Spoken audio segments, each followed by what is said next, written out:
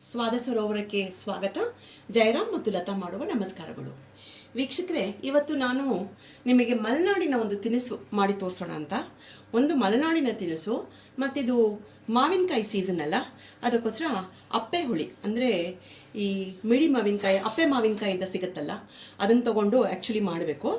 But ಈಗ ನಮಗೆ ಇಲ್ಲಿ ಬೆಂಗಳೂರೊಳಗೆ ಅಪ್ಪೆ ಮಾವಿನಕಾಯಿ ಸಿಗಲಿಲ್ಲ. ಹಾಗಾಗಿ ನಾನು ಈ ಥರ ರೆಗ್ಯುಲರ್ ಮಾವಿನಕಾಯಿ ಇದೆಯಲ್ಲ, ಇದನ್ನೇ ತೊಗೊಂಡಿದ್ದೀನಿ. ಇದನ್ನು ಮೂರು ಮಾವಿನಕಾಯಿ ತೊಗೊಂಡಿದ್ದೀನಿ. 3 ಮಾವಿನಕಾಯಿ ತೊಗೊಂಡು ಕುಕ್ಕರ್ ಒಳಗೆ 2 ಬಿಸಿಲಾಗುವಷ್ಟು ಬೇಯಿಸ್ಕೊಂಡಿದ್ದೀನಿ. ಇಲ್ಲಿ ನೋಡಿ,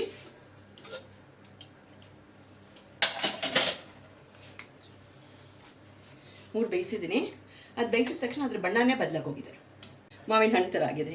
ಇವಾಗ ಇದನ್ನು ತೆಗೆದುಬಿಟ್ಟು ಆದ್ಮೇಲೆ ಇದ್ರ ಸಿಪ್ಪೆ ತೆಕ್ಕೊಂಬಿಡೋಣ.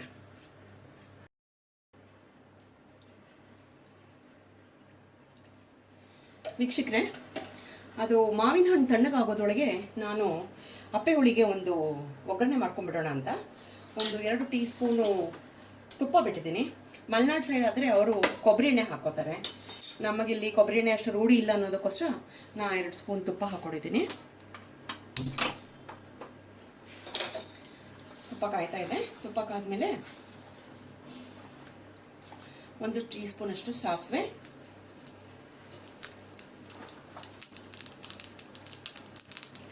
ಅರ್ಧ ಟೀ ಸ್ಪೂನಷ್ಟು ಜೀರಿಗೆ, ಒಂದೇ ಒಂದು ಬ್ಯಾಡಗಿ ಮೆಣಸಿನ್ಕಾಯಿ 3 ತುಂಡು ಮಾಡ್ಕೊಂಡಿದ್ದೀನಿ.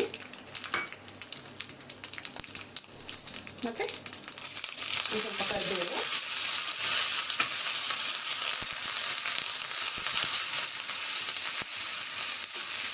ಕರೆದಾಗಿ ಗ್ಯಾಸ್ ಆಫ್ ಮಾಡಿಬಿಟ್ಟು ಒಂದು ಸ್ವಲ್ಪ ಇಂಗು ಪುಡಿ.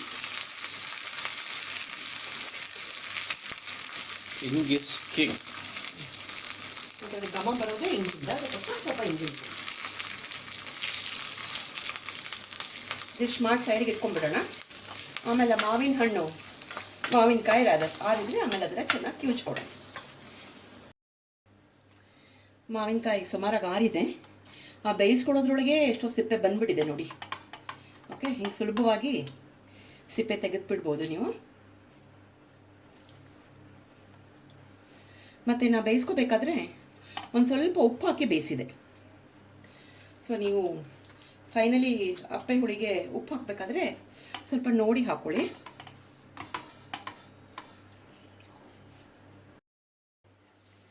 ಸಿಪ್ಪೆ ಎಲ್ಲ ತೆಗೆದಾಗಿದೆ. ಈಗ ಇದನ್ನೆಲ್ಲ ಒಂದು ಬೌಲ್ಗೆ ಹಾಕೊಂಡ್ಬಿಡ್ತಾ ಇದ್ದೀನಿ.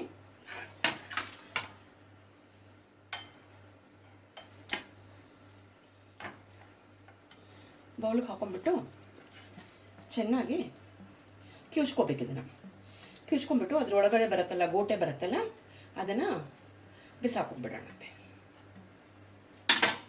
ಇದನ್ನು ಕಿವುಚೋಕ್ಕೆ ಕೈಯಲ್ಲೇ ಕಿವುಚಬೇಕು. ಬೇರೆ ಸೌಟಲ್ಲಾಗಲಿ ಇನ್ನೊಂದರಲ್ಲಾಗಲಿ ಕಿವುಚಿದ್ರೆ ಸರಿ ಹೋಗಲ್ಲ. ಅದಕ್ಕೋಸ್ಕರ ಆರಿದ್ಮೇಲೆ ಚೆನ್ನಾಗಿ ಕಿವುಚ್ಕೊಳ್ಳಿ. ಇನ್ನೂ ಸ್ವಲ್ಪ ಬಿಸಿ ಇದೆ, ಮೇಲೆ ಎಲ್ಲ ಆರಿದೆ, ಒಳಗಡೆ ಎಲ್ಲ ಸ್ವಲ್ಪ ಬಿಸಿ ಇದೆ. ಸ್ವಲ್ಪ ಆರಿದ್ಮೇಲೆ ಪೂರ್ತಿ ಕಿವುಚ್ತೀನಿ. ವೀಕ್ಷಕರೇ, ಮಾವಿನ ಹಣ್ಣಿನ ಸಿಪ್ಪೆ ತೆಗೆದು ಚೆನ್ನಾಗಿ ಕಿವುಚಿಟ್ಕೊಂಡು ಅದ್ರ ಓಟೆನೆಲ್ಲ ತೆಗೆದು ಸೈಡ್ಗೆ ಇಟ್ಬಿಟ್ಟಿದ್ದೀನಿ. ಅದು ಬೇಕಾಗಿಲ್ಲ ನೋಡಿ, ಇಷ್ಟು ಗಟ್ಟಿಯಾಗಿದೆ. ಆದರೂ ಈ ಅಪ್ಪೆ ಹುಳಿ ಅಂದರೆ ಅದು ಸ್ಮೂದಾಗಿ ಬರಬೇಕು. ಇದು ಸ್ವಲ್ಪ ಮಾವಿನ ಹಣ್ಣಿಂದು ಗಟ್ಟಿ ಇದೆ. ಸೊ ಒಂದ್ಸಲ ನಾನು ಮಿಕ್ಸರ್ಗೆ ಹಾಕಿ ತಿರುಗಿಸ್ಕೊಂಡ್ಬಿಡ್ತೀನಿ. ಮಿಕ್ಸರ್ಗೆ ಹಾಕಿ ತಿರುಗಿಸ್ಬೇಕಾದ್ರೆ 1-2 ಹಸಿ ಮೆಣಸಿನ್ಕಾಯಿ ಆ್ಯಡ್ ಮಾಡ್ಕೊತಾ ಇದ್ದೀನಿ, ಸ್ವಲ್ಪ ಖಾರ ಬರಲಿ ಅಂತ ಹೇಳಿ.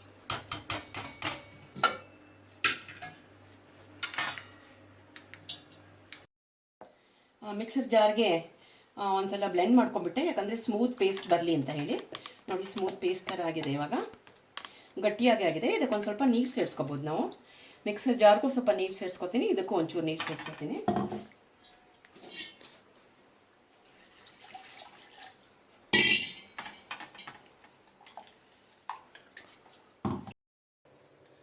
ವೀಕ್ಷಕರೇ ನೋಡಿ, ಸ್ವಲ್ಪ ನೀರಾಗಿದೆ. ಇನ್ನೊಂದು ಸ್ವಲ್ಪ ನೀರು ಹಾಕೋಬೋದು ಅನ್ಸುತ್ತೆ. ಇವಾಗ ಇದಕ್ಕೆ ರುಚಿಗೆ ತಕ್ಕಷ್ಟು ಉಪ್ಪು ಎಷ್ಟು ಬೇಕಾಗತ್ತೆ ಅಂತ ಗೊತ್ತಾಗತ್ತೆ. ಸೊ ಈ ಸಮಯದಲ್ಲಿ ನಾವು ಉಪ್ಪು ಹಾಕೊಂಡ್ರೆ ಒಳ್ಳೆಯದು. ಬೇಯಿಸೋವಾಗಲೂ ಸ್ವಲ್ಪ ಉಪ್ಪು ಹಾಕಿರ್ತೀನಿ. ಕಡಿಮೆ ಆಯ್ತಂದರೆ ಮತ್ತೆ ಹಾಕೋಬೋದು. ಮತ್ತು ನಿಮಗೆ ಮಾವಿನಕಾಯಿ ತುಂಬ ಹುಳಿ ಇತ್ತು ಅನ್ಸಿದ್ರೆ ಒಂಚೂರು ಸಕ್ಕರೆ ನೀವು ಆ್ಯಡ್ ಮಾಡ್ಕೊಳ್ಳಿ. ನಾನಿಲ್ಲಿ ಏನು ಸಕ್ಕರೆ ಆ್ಯಡ್ ಮಾಡ್ತಾ ಇಲ್ಲ. ಮತ್ತು ಈ ಒಗ್ಗರಣೆ ಏನು ಹಾಕಿದ್ದೀನಲ್ಲ ಈ ಒಗ್ಗರಣೆನ ಇದಕ್ಕೆ ಹಾಕ್ಬಿಡೋಣ.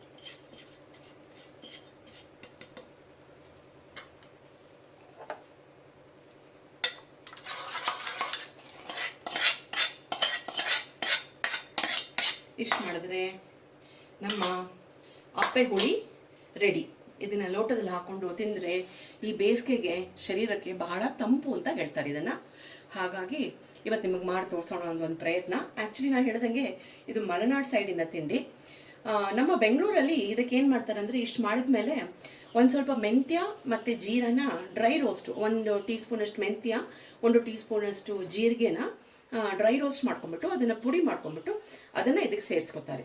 But original traditional Malenadu style ಅಂದರೆ ಹೀಗೆ. ಅದಕ್ಕೋಸ್ಕರ ನಾನು ಹೀಗೆ ಮಾಡಿ ತೋರಿಸಿದ್ದೀನಿ.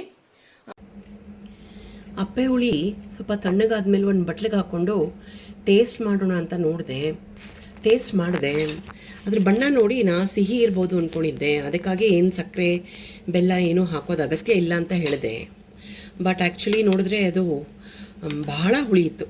ಹಾಗಾಗಿ ಪೂರ್ತಿ ಅಪ್ಪೆ ಹುಳಿ ಮಿಶ್ರಣ ಇತ್ತಲ್ಲ, ಅದಕ್ಕೆ ಪೂರ್ತಿಗೆ ನಾನು ಮತ್ತೆ ಒಂದಿಷ್ಟು ಬೆಲ್ಲ ಸೇರಿಸಿದೆ. ಅಂದರೆ ಪುಡಿ ಬೆಲ್ಲ ಇತ್ತು ನನ್ನ ಹತ್ರ. ಪುಡಿ ಬೆಲ್ಲನೆಲ್ಲ ಸೇರಿಸಿ ಚೆನ್ನಾಗಿ ಮಿಕ್ಸ್ ಮಾಡಿದ್ದೀನಿ. ಸೊ ಮಾವಿನ ಹಣ್ಣು ಜೊತೆಗೆ ಬೆಲ್ಲ ಚೆನ್ನಾಗಿ ಆಗುತ್ತೆ. ಸೊ ವೀಕ್ಷಕರೇ ನೋಡಿ, ನಿಮ್ಮ ಮಾವಿನ ಹಣ್ಣು ಅಕಸ್ಮಾತು ತುಂಬ ಹುಳಿ ಇತ್ತಂದರೆ ಸ್ವಲ್ಪ ಬೆಲ್ಲ ಸೇರಿಸ್ಕೊಳ್ಳಿ. ಸಕ್ಕರೆ ಬದಲು ಬೆಲ್ಲ ಸೇರಿಸ್ಕೊಳ್ಳೋದು ಒಳ್ಳೆಯದು. ಬೆಲ್ಲ ಸೇರಿಸ್ಕೊಂಡು ಹದವಾಗಿತ್ತಂದರೆ ಆವಾಗ ನೀವು ತಿನ್ಬೋದು. ಓಕೆನಾ? Thank you. Swada Sarovara channel ಯಾರ್ಯಾರು ನೋಡ್ತಾ ಇದ್ದೀರೋ ದಯವಿಟ್ಟು ಪೂರ್ತಿ ವಿಡಿಯೋ ನೋಡಿ. ಹೊಸದಾಗಿ ನೋಡಿರೋರು ಲೈಕು, ಶೇರು, ಸಬ್ಸ್ಕ್ರೈಬ್ ಮಾಡಿ ಮತ್ತು ಬೆಲ್ ಐಕಾನ್ ಪ್ರೆಸ್ ಮಾಡಿ. ಬೆಲ್ ಐಕಾನ್ ಪ್ರೆಸ್ ಮಾಡಿದ್ರೆ ನಾವು ಏನೇನು ಹೊಸ ರುಚಿಗಳು ಹಾಕ್ತೀವೋ ಆ ನೋಟಿಫಿಕೇಷನೆಲ್ಲ ನಿಮಗೆ ತಕ್ಷಣ ಬಂದುಬಿಡುತ್ತೆ. ದಯವಿಟ್ಟು ನಿಮ್ಮ ಸಪೋರ್ಟ್ ನಮಗೆ ತೋರಿಸಿ. ಇಷ್ಟು ಹೇಳಿ ಇವತ್ತಿನ ಈ ವಿಡಿಯೋ ಜಯರಾಮ್ ಮತ್ತು ನಾನು ಇಲ್ಲಿಗೆ ಮುಗಿಸ್ತಾ ಇದ್ದೀವಿ. ಮುಂದಿನ ವಿಡಿಯೋ ಸಿಗೋಣ. ಅಷ್ಟವರೆಗೂ ನಮಸ್ಕಾರಗಳು.